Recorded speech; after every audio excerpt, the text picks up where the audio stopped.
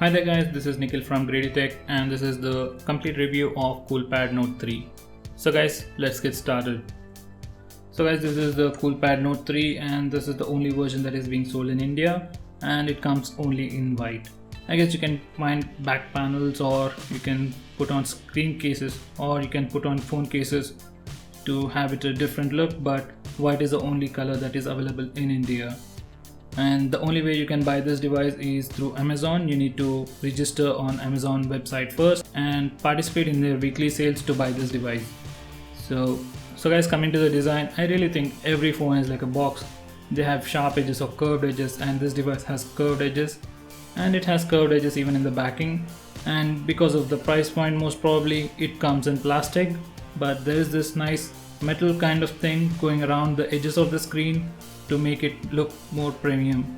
So guys, on the bottom we have the capacitive touch buttons. They are not backlit buttons, they are just the capacitive buttons. You have the home screen, back, and the recent menu. On the top we have the speaker, and on the right we have the front facing camera. On the left we have the proximity and light sensors. So on the left we have the volume rocker, on the right we have the power button.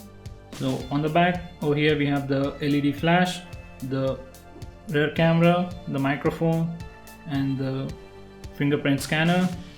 And next at the bottom we have the speaker grill, and above it is the brand name.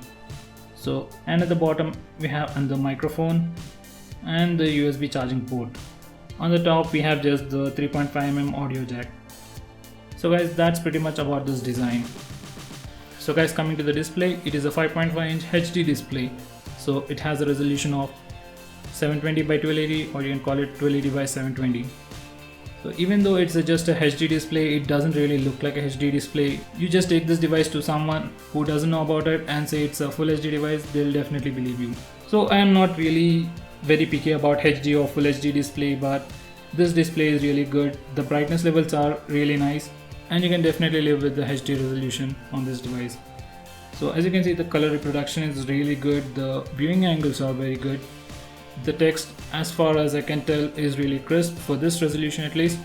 So I really wonder why we need full HD or more than that resolution of a screens. So guys, anyway, on the display, my final verdict would be it's great. You won't be feeling left out because of just the HD screen. So guys, coming to the speaker, it's as good as any other phone. It's not loud enough. You have to catch it in this way to hear anything in public or in a bigger room or where there's even slight noise. So just don't expect anything from the speaker.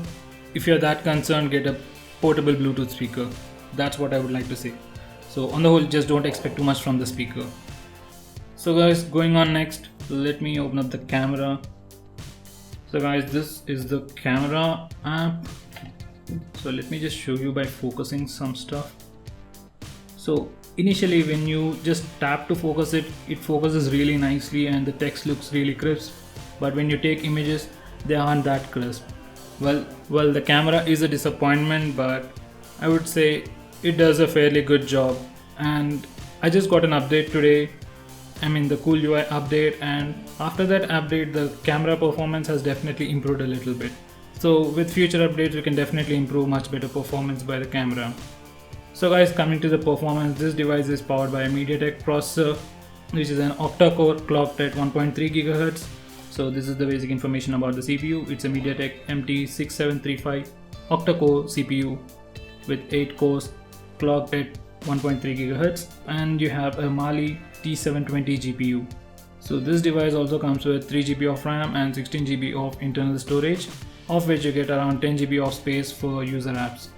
So these are the sensors. We have accelerometer, proximity, light, gyroscope, orientation, magnetometer, rotation vector sensor, gravity, and linear acceleration sensor. So it has pretty much all the basic sensors that we want. So guys, this is running the latest version of Android, that is Lollipop, but it has a different UI, that is Cool UI on it. So it looks really different. So as you can see, this is running 5.1, that is the Lollipop. So this is pretty much the UI. Let me change the default home launcher. So there we have it. Like all the Chinese ROMs, you don't have an app dialer, all your apps get thrown onto your home screen. So that's pretty much it about this UI. you don't have any of the lollipop animations. As you can see, there are some just here and there, especially in the notification area, and that's pretty much it. Maybe you might get some animations in the stock launcher or stock apps, Google apps, but that's pretty much it. One nice thing about this ROM is there is this app called as Service Centers, I guess, Cool Services. Here we have it. So it will list the service centers near your location. That's a really nice thing. I really think each and everyone should do an app like this. So going on, guys, the CPU performance is really amazing. Let me just show you some of the benchmark scores. So it got an Antutu benchmark of 33,906, and it was a 64-bit Antutu benchmark, and then it got a quadrant score of 17,329, and then on Geekbench it got a single core score of 590 and multi-core score of 2,645. So these are the comparisons. On Velamo it got a score of 2,611 for the Chrome browser, and 1070 for Metal score, and 1456 for multi-core score. So these are the scores. So guys, coming to the gaming performance and the graphic performance, I didn't really feel any lag in the game. There was slight lag here and there sometimes, but most of the time there was no lag and the visuals were really good. And coming to the heating issue, there was slight heating. I could feel the heat in this area, and the CPU temperature was about 50 to 52 degrees sometimes. But when I was doing some very intensive works or switching between multiple games frequently while doing the gaming review, the CPU temperature got really high, and it was really hard enough to catch even this part of the phone. And apart from that, there was one time when the CPU got really hot, and this is a screenshot of that. So the CPU temperature was 54 degrees. From here you can see that, and I don't know what happened. I was just browsing and using some Android apps. I wasn't even playing any game, so all I did was simply close all the applications and everything was fine. So that was the only thing that I felt. So guys, coming to the multitasking. So guys, because of this 3 GB of RAM, you'll be experiencing great level of multitasking. Most of the apps will be running in the background and you don't need to reopen them. So mostly whenever you try to open an app, it's already open in the background, so the opening time will be very quick. So there's one good thing for you. Next guys, coming to the battery, this device is having a 3000 mAh non-removable battery, and the battery life is really amazing. So this is just a battery graph. I'm using the GSAM battery monitor app, and this device gets charged from 0 to 100 in just 2 hours, and I think it's really amazing because it doesn't have anything like a fast charging, or at least it doesn't use any such term, but 2 hours for full charge is really amazing, and I can definitely live without fast charging if it gets fully charged in just 2 hours. So let me just show you the battery status over here. So there we have it. So I get a screen on time of around 4 to 5 hours guys on pretty much normal usage, and I charge this device like maybe once in 1.5 days. I guess it gives me a battery life of about 1.5 days and a screen on time of 4 to 5 hours. So that's pretty good for me. So guys, next, going for the value of money, for the price of 9,000, you're getting a very good display. Though HD, it's a very good display. All the sensors that you need, 3 GB of RAM, 16 GB of internal storage, a fingerprint reader, pretty decent cameras, and a very good build quality.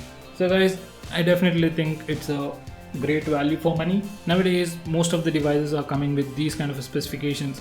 You get around 2 GB of RAM, 16 GB of internal storage, a decent performing CPU. And where this device really stands out is the fingerprint sensor, the 3 GB of RAM, and you have these nice gestures like double tap to wake, and you have lock screen gestures like when I swipe W, it'll open up WhatsApp.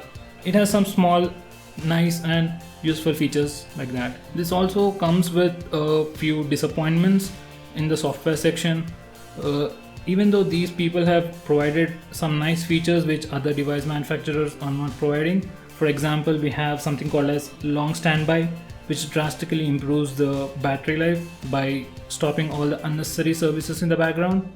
So they have provided these kind of nice things, but they failed to provide some basic things like they have given us the FP lock, using which we can lock any application, and it works really well, but they are lacking some serious options. Like if I say I enable the lock screen for WhatsApp, and let me just open WhatsApp now. So it has asked me for a fingerprint, that's nice. I'll unlock it.